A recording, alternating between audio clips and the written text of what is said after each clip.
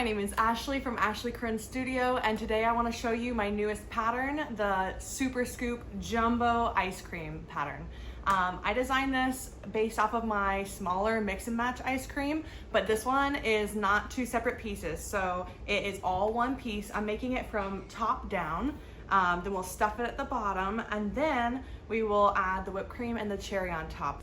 The pattern will be linked in the description below, and I really appreciate if you support my journey as a crochet and knitwear designer by purchasing the patterns instead of stealing them. So please go ahead and go to Etsy, purchase the pattern, then you can print it out. It's so pretty. I have cute little pictures on all the pages, and I put a lot of blood, sweat, and tears into my patterns, and they are tested by really amazing crochet testers. So rest assured it will be easy to follow and error-free, hopefully. So I'm gonna use this today. I'm gonna use this as a reference. We're gonna set this guy down, and I'm gonna show you guys, I bought at Joann's on sale my Bernat Blanket Extra Thick yarn. This is for the comb. This is in the color Bone, and this is in the color Lavender. They have other colors, but I really like this color for the cone. You can mix around like different flavor scoops, but you're gonna need one ball of each. And I designed this pattern specifically to use this yarn and only need one ball. So if you use a different kind of yarn, you may or may not need one or two balls, but I recommend this. Get it while it's on sale, use a coupon. They are a little bit pricey, but once you get them on sale, I got these for about, I think like $15 each on sale. So we're gonna go ahead and get started with this. You can use whatever colors you have on hand already. For the eyes, the whipped cream, and the cherry, if you have those colors, but if not, I used Big Twist Posh, and that is kind of a bulky yarn. It's a Chanel yarn, it's very soft for the eyes. And I used Big Twist Baby Bear actually, which is what I use for my scoops for the vanilla whipped cream. And this is Bernat Blanket in red, and the Big Twist Posh in black. So these are just the colors I had on hand from other things that I've been making. So don't feel like you need to get a whole ball of yarn just for your cherry. If you have any red on hand, go ahead and use that. If it's bulky, and if it's not bulky, what you can do is hold it double and it'll be big enough. So you can just kind of like wind up a little bit and hold two strands together and make it bulky. I am all about using what you have on hand and not adding to your stash if you don't have to. But if you want to, that's great. So we're gonna go ahead and get started. Speaking of things that I have on hand, this yarn on the back calls for a 25mm crochet hook, which is ginormous. It is a giant ice cream yarn. I do not have that size hook, and they are a little expensive. It's the same cost for the hook that it is for the yarn. So instead I have a 16mm. I don't recommend doing this all the time, but if you're only making one thing in a weight of yarn, especially something big like this, I wouldn't necessarily go buy another hook if you have something even close. Now this is a 16mm, and I'll probably just have very loose tension as I'm pulling up my loops, just to make sure it's not super, super tight and I don't hurt my wrist. But use discretion. If you wanna go buy a hook, go buy a hook. And maybe you'll make lots of ice creams and it'll be worth it for you. Okay, so we're gonna get started. It's made from the top down. And so we're gonna do the scoop first, and then we will seamlessly go into the cone without sewing it together, because this does not fit on my tapestry needle. So there is no easy way to sew these two pieces together. So we're just gonna connect them and keep making it all the way down with a special waffle comb pattern that's gonna give it a nice texture here. And then we'll stuff it at the bottom, make our whipped cream, and then make our cherry, make our little cherry stem, and the eyes and the mouth. Let's start with the scoop. So I'm gonna make a magic ring. The way that I do that is I hold it in my hand like this, hold it with my thumb, and then crisscross it over my palm to make an X. And then if I flip it over, it's parallel on this side. Go underneath the first parallel line and pull a loop through, turn it around so my hook is facing the sky, and loosen it up a little bit. And then I grab the yarn closest to me, not the one by my fingertips, but the one closest to my wrist, the same yarn that's on this loop. And it's gonna loosen up, pull it through the loop that's on your hook. You can kind of let go and just help guide it through so it's not super tight. And then you have a nice slip knot on your hook, and you have a beautiful, perfect magic ring hanging down that you can work into. Now make these stitches pretty loose, because when you go to pull on this tail, if the stitches are too tight, it's gonna pop. So do not go too tight. Now this is on the top of our ice cream scoop. It's gonna be covered up. So if these stitches aren't perfect, don't obsess over it, because it will be covered by your whipped cream. By the time you get to like the second or third row, you'll feel more confident. That's the part that's gonna show, okay? So we're gonna make 6 stitches into this magic ring. So reach in, pull up a loop, and then pull through.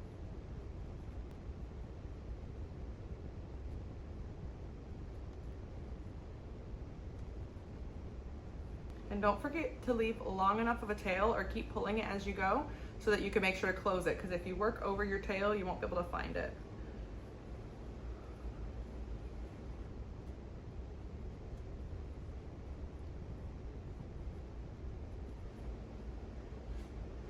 All right, we have 6 single crochets. I've closed my magic ring by gently pulling on this tail. Don't yank it, because it will pop. But it's pretty closed. Nothing's gonna come out of that. It's very, very thick yarn, so that's gonna cover up a lot of tension issues you may have.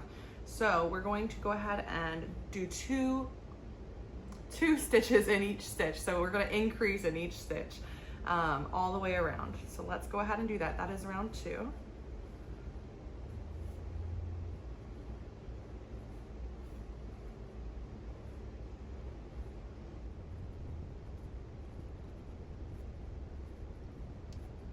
You know, you may find it difficult to see these stitches, and so what I'm doing as I go, and I should be able to show you, normally I film above, but this is just such a big project.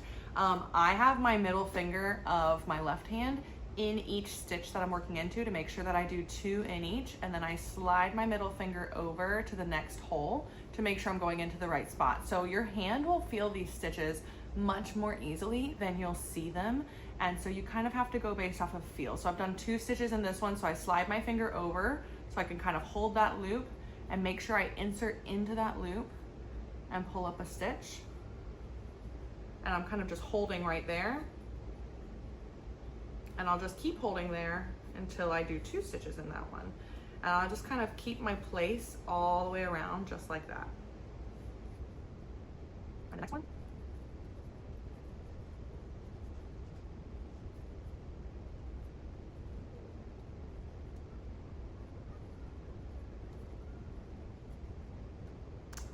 All right, so I've made 12 stitches, and this is a pretty good time to make a stitch marker out of the yarn that I already have. This is such thick yarn, my stitch markers aren't gonna fit around it.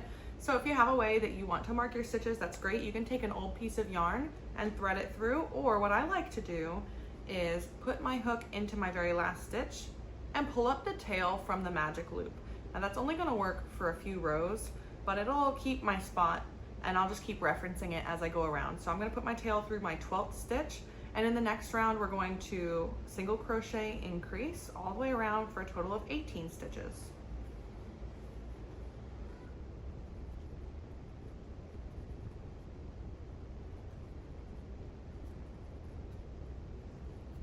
Wow.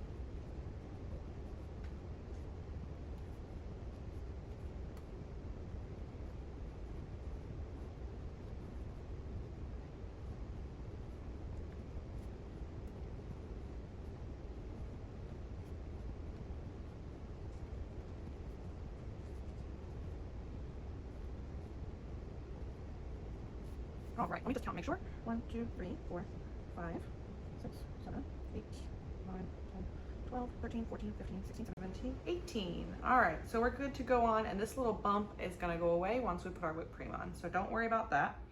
And the next round, we're going to do 2 single crochets followed by an increase for a total of 24 stitches.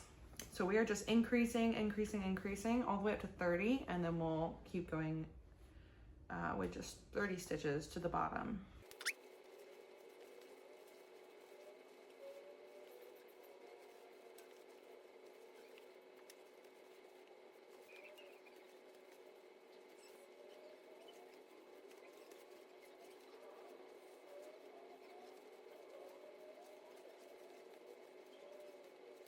All right, so I'm done with round 4, that is 24 stitches. The next one we're gonna do 3 single crochets and an increase for a total of 30 stitches. Now I just wanna note that I don't normally crochet with my whole arm going in and out, but I find that with this very thick yarn, my thumb and my wrist get sore, probably because I'm using the wrong hook size also. Don't judge me, but I tend to just like try to keep my wrist stable instead and use my elbow and my whole arm to kind of work through it. And I take frequent breaks usually when I'm making this. The last time that I didn't take a break, I was very, very sore. So I recommend just like use your discretion and take breaks if you need it. Let's keep going, and this is round 5.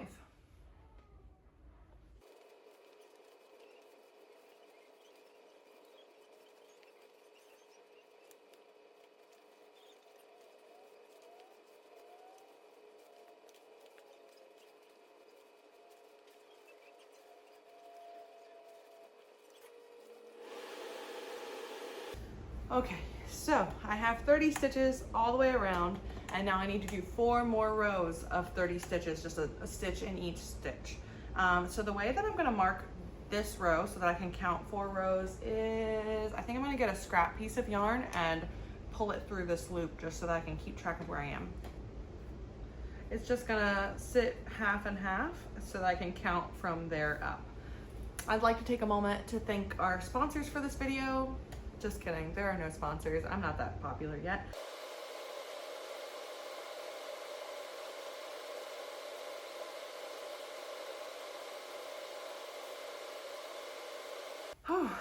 I'm tired. Okay, so we have 1 round left in this section, and then we'll come back tomorrow and do the next section. So we've done 4 rounds of 30 stitches each. And now in the next round, we are going to be doing our ruffle pattern. And so this is a little bit of like a shell, like a scallop pattern that you might do on like the edge of a blanket, but on the edge of this ice cream, it's going to make it look like the ice cream is like sitting inside the scoop, has a little like melty edge. So we're going to be working in the front loops only of the row that we just did, which is row 9. So if you look on, it's really hard to tell, but your fingers can feel it. Stick your thumb or your finger underneath a stitch in row 9, and you will see 2 different strands that come together to make the top of that stitch. We're going to work through the one closest to you, and we have to leave the one furthest away. We have to leave it alone because we will need that to make our cone stick to the scoop. So make sure you're always using your finger to find only the front loop and not going through both loops, or you might have a problem in the next section of the video. Okay, so let's go ahead and go through the front loop. We're going to start with a single crochet in 1 stitch. And then in the next stitch, we're gonna do a half double crochet, half double crochet, all in the same stitch. It's gonna be very tight, but that's what gives it that scalloped look. So I'm going to put my thumb under the front loop here, make sure I catch that, pull up a loop and do a single crochet in that front loop only. And then I'm putting my thumb under, making sure I'm only getting the front loop here. I'm gonna yarn over, insert my hook, pull up a loop, and pull through all 3. Yarn over, insert into the same stitch that I just did, pull up a loop, pull through 2, and then pull through the remaining 2. That's my double crochet. You will get the rhythm of this in a little bit. And then yarn over, same stitch again. So 3 stitches in the same stitch, pull up a loop and pull through all 3. In the following stitch, we'll do a single crochet. Make sure you keep getting that front loop only. This is the row to really pay attention to what you're doing. In the next stitch, we will do a half double crochet, which is pulling through all 3 loops on your hook, followed by a double crochet, pulling through 2, and then pulling through 2, followed by a half double crochet. If for some reason you're watching and you're from the UK or you learn to crochet in UK terms, this would be considered a totally different thing. It would be a double crochet followed by a half treble, treble, half treble. It's all different lingo, but I am working in US terms. I actually learned to crochet using UK terms. but because I'm in the US, it doesn't really make sense for me to make patterns with different terminology that could be confusing. So I'm using US terms right now. But when I did Serdar's crochet along for my Christmas blanket, that was in UK terms. So it's fun to kind of go back and forth, although if you're kind of not paying attention, you can make some silly mistakes.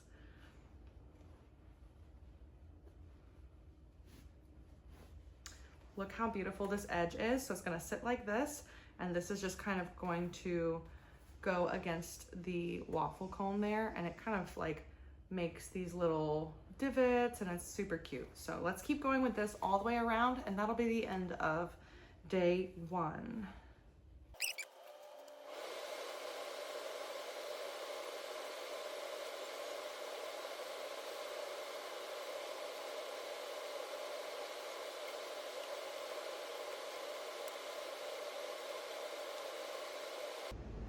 If you feel like this is the longest row ever, or round ever, it is. This is the longest one that you're gonna do on this project, so don't give up. But also, this is why I'm making a nice little breaking point right after this, because after doing all of these scallops, my arms need a break. So I'm gonna come back tomorrow and make the cone tutorial, and then we'll do, the final day will be all of the trimmings, the eyes, the mouth, the cherry, and the whipped cream. So make sure that you stick around, and please subscribe also, because I would love for you to see all the new stuff that I'm coming out with. Maybe there's a new craft or pattern or video that will inspire you along your crochet journey as well. And I also do knitting, so who knows? You know, I started with crochet, and I got into knitting because I watched other people experiment with it, and I thought, you know what, that sounds like a lot of fun, and there's a lot of things I want to make in both crafts. So yeah, hit subscribe, follow along, and let's be friends. Comment, let me know what you think. If you're having trouble, please reach out. I'm very, very happy to help. You do not have to feel alone learning a new craft. There are so many people out there that are happy to encourage you along the way, and if you just haven't found that community yet, this is a first place to start, and I will help connect you with other people who are going to be super supportive, because we do not need to gatekeep here. We can all encourage each other as we learn new things and challenge ourselves.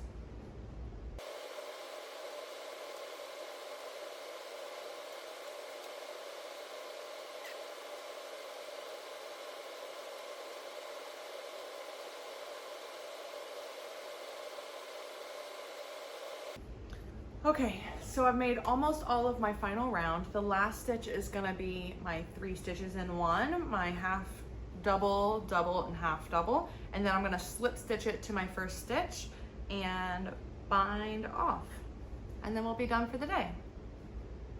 So let's go ahead and do that. Make sure that you did all of your stitches in the front loops only. Half double.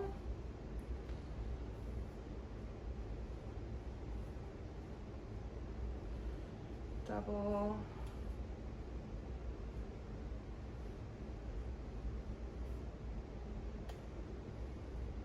half double, all done. And then we're gonna slip stitch it to our very first stitch of the round, and then bind it off. So I wanna know, how did you find this? Did it help you? Do you feel confident? You having trouble? And also, if you are doing just fine, I want to know, what do you do after crocheting something a little more hefty to loosen up your wrists and your arms? Do you have any stretches that you like? Do you have a specific video that you watch to follow along? Because we don't want repeated stress injuries, and I don't want to be one of those people who can only crochet for a few years and has to give it up, because that would be too sad. We got pretty far today, and I'm pretty proud of us. So have a good day. I'll see you on the next video. Bye.